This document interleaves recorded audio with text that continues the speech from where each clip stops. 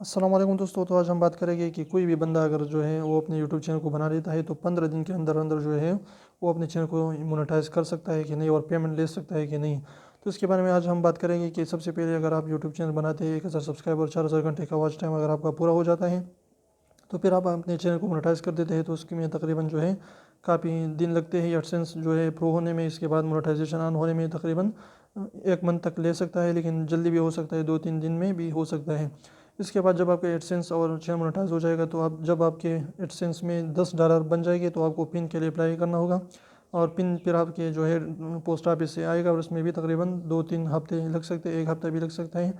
इसके बाद जो है क्या होगा कि 11-15 तारीख को जो है मंथ के आपके एडसेंस में आपका पेमेंट जमा हो जाता है। इसके बाद जो है 22 से लेकर 25 तक जो है आपके बैंक में वो पेमेंट जो है ट्रांसफ़र किया जाता है। तो इस तरीके से कम जो है 1-2 महीने तो लगते हैं।